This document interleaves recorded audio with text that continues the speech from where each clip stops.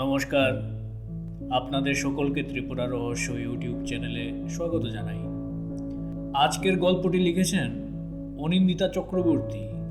শুরু হচ্ছে হালুম বনাম গেলুম।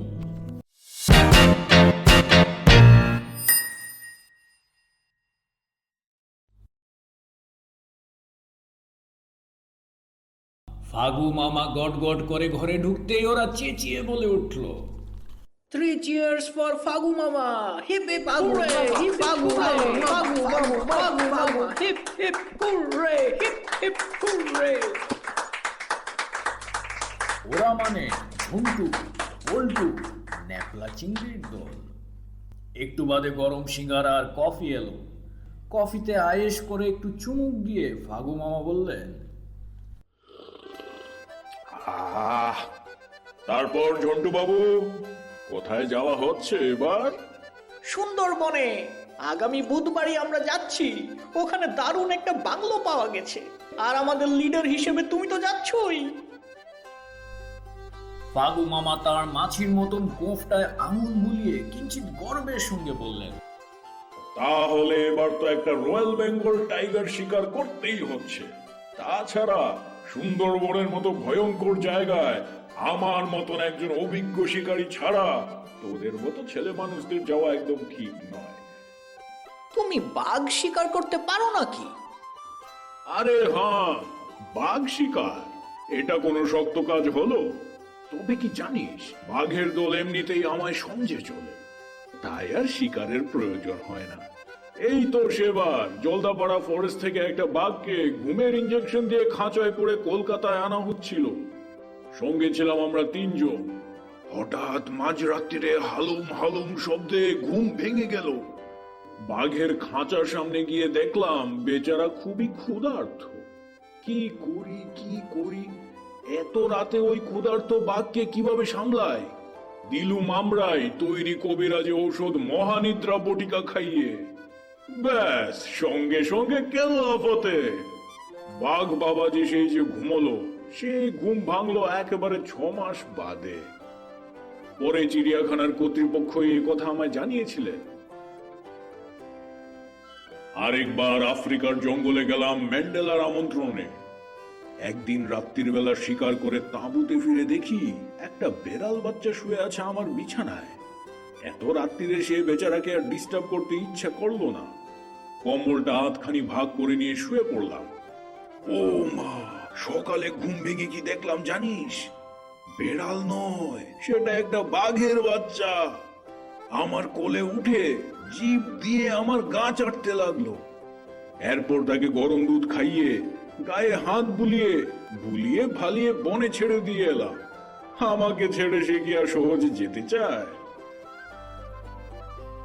এ হেন ফাগু মামা অ্যান্ড হিজ কোং বুধবার সুন্দরবন রওনা হলো। গন্তব্যে পৌঁছতে ওদের সন্দেহ হয়ে গেল। বাংলায় পৌঁছেই চৌকিদারের উপর হুকুম জারি হলো গরম ভাত আর মুরগির ব্যবস্থা করার।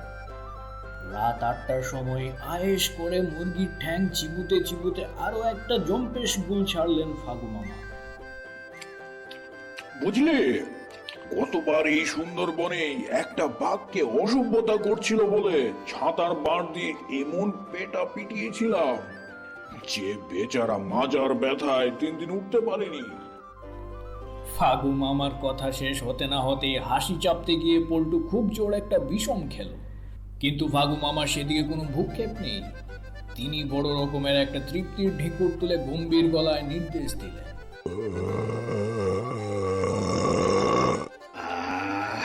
চিংড়ি, ঝন্টু, পল্টু, এবার তোরা সোজা দোতলায় চলে যা। ঘাবড়াস না, আমি নিচের তলায় তৈরি থাকবো। বাঘ এলে তো আমাকে মোকাবিলা করতে হবে। চিংড়ি ঝন্টুর দল গুড নাইট করে উপরে চলে যেতেই ফাগু মামা নিজের বিছানায় এসে সোজা কম্বলের তলায় সে দিয়ে গেলেন।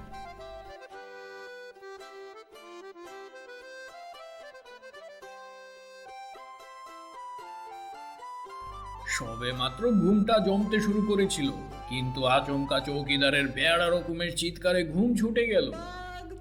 আর ভালো করে বুঝে ওঠার আগেই চৌকিদার কাঁপতে কাঁপতে ছুটে এসে ফাগু মামাকে জড়িয়ে ধরলো। বাঘ বাঘ বাঘ বাবু সাহেব, বাঘ এসেছে। বাবু সাহেব বাঘ এসেছে। বাবু সাহেব আমাকে বাঁচান, আপনার পায়ে পড়ে। ওরে ছাড় ছাড়, ওরে ছাড়, কি করছিসটা কি? আমার পা খুলে যাবে তো। একই চোখে কাঁচা ঘুম লেগে আছে, তার উপর আবার দশাশই বিহারি দারোয়ানের আলিঙ্গনে ফাগু মামার দমাটকে মরার অবস্থা। ফাগু মামা যতই ওড়ে ছাড় বলে ছাড়াতে চেষ্টা করেন, দারোয়ান ততই তাকে আরো শক্ত করে ঝাপটে ধরে বাঘ বাঘ বলে কাঁপতে থাকে। শেষমেশ ফাগু মামা তার শেষ অস্ত্র চিমটি প্রয়োগ করেন, এতে সঙ্গে সঙ্গে কাজ হয়। এবারে ফাগু মামা ভ্রু কুঁচকে বিরক্তির সঙ্গে বললেন, বাঘ? আরে বেটা, এখানে আবার বাঘ কোথায়? বাঘ তো সেই জঙ্গলে। না বাবু, সাচ বলছি, বাঘ আমার পিছে তাড়া করিয়ে এসেছে। বাবু সাহেব বাঘ এসেছে। বাবু সাহেব আমাকে বাঁচান, আপনার পায়ে পড়ি। এই দেখো, খালি বাঘ বাঘ করে এসব চৌকিদারকে নিয়ে কাজ চলে। যত সব ভিতর ডিম। দাঁড়া, কলকাতায় গিয়ে তোর এগেনস্টে এমন রিপোর্ট করবো যে টের পাবি। তাই করবেন বাবু সাহেব, তাই করবেন। বাবু সাহেব, চাকরি যায় যাক, কিন্তু দোহাই সাহেব, বাঘের হাত থেকে আমার প্রাণটা তো পেহলে রক্ষা করুন বাবু সাহেব। ফাগু মামা এবার অত্যন্ত বিরক্তি সহকারে নিজের দুনালা বন্দুকটা দেওয়াল থেকে নামালো। চৌকিদারের ধরে যেন প্রাণ ফিরে এলো, গলায় কিছুটা জোর আসলো। কই, কোথায় তোর বাঘ? চল দেখি, আর কত বড় হিম্মত। আপনার মাফিক উস্তাদ শিকারি থাকতে डरने का कोई बात है? आप जल्दी आपका ताकत दिखाइए साहब। এরপর আর না এগিয়ে উপায় রইল না ফাগু মামার। জানলার কাছে যাবার আগে একবার ঢোক গিলে মা কালীর ছবির উদ্দেশ্যে হাত জোর করে বললেন, হে মা কালী, তোমার বীর ছেলে ফাগু আজ আত্মবিসর্জন দিতে যাচ্ছে। আমার মৃত্যু সংবাদটা কোন নগরে আমার একমাত্র বোন ফুটির কাছে তুমি পৌঁছে দিও মা। জয় জগদম্বা, জয় মা কালী, মা বাঁচাও মা। সাহেব, আপনার ডর লাগছে? চুপ রও, বর্দক কোথাকার বেটা, আহাম্মক, দিলে আমার কনসেন্ট্রেশনটা নষ্ট করে। বাঘ শিকারের আগে মনটাকে একাগ্র করছিল, আর তুই কিনা তাতে বাগড়া দিলি। চৌকিদার বেচারা এবার শতান মামার পায়ে লুটিয়ে পড়ল, আর কাকুতি মিনতি করে তার কৃতকর্মের জন্য মাফি মানতে লাগলো। এহেন কাকুতি মিনতিতে পর্বত গলে যায়। ফাগু মামা গলে গেলেন।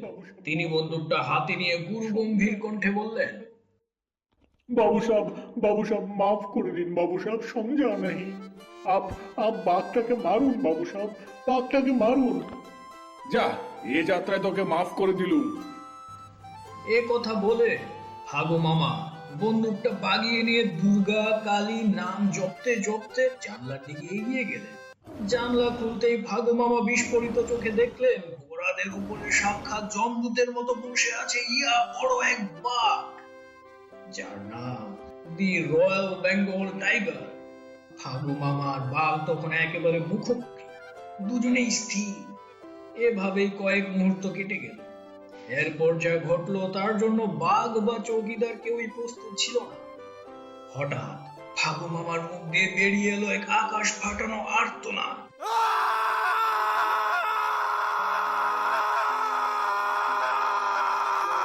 আর সঙ্গে সঙ্গে ফাগু মামার দেহটাও পপাত ধরুনি তোলে।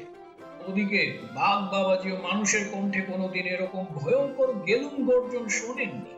সে বেচারা বেজায় ঘাবড়ে গিয়ে লেজ তুলে চোঁচা দৌড় মারল।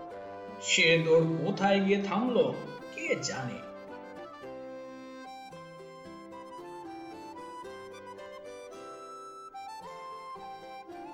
ফাগু মামার জ্ঞান ফিরে এলো চৌকিদারের জলের ঝাপটায়। জ্ঞান ফিরতেই বললেন, আমি কোথায়? বাঘ কোথায়? আপনি বাংলোতেই আছেন সাহেব, ওর বাঘ ভাগিয়ে গেছে। তোর মাথাতে কোনো বুদ্ধি নেই দেখছি। বাঘ দাঁড়িয়ে সবে আমার একটু তন্দ্রা মতো এসেছিল, দিলি তো ঘুমটা নষ্ট করে। ততক্ষণে উপর থেকে নেমে এসেছে ফাগু মামার চেলা চামুন্ডা। চৌকিদারের মুখে মামার বীরত্বের কাহিনী শোনার পর ঝন্টু একটু মুচকি হেসে মামাকে বলল, কিন্তু মামা, তুমি এরকম গেলুম গর্জন করে পড়ে গিয়েছিলে কেন? এর উত্তরে ফাগু মামা গম্ভীর হয়ে জবাব দিলেন, সুন্দরবনের গ্রাম্য বাঘেরা আদতে ম্যানার্স জানে না। না হলে আমি যে বাসায় ওকে ওয়েলকাম করেছিলাম তাতে বাঘটার অন্তত একবার এসে আমার সঙ্গে হ্যান্ডশেক করে যাওয়া উচিত ছিল।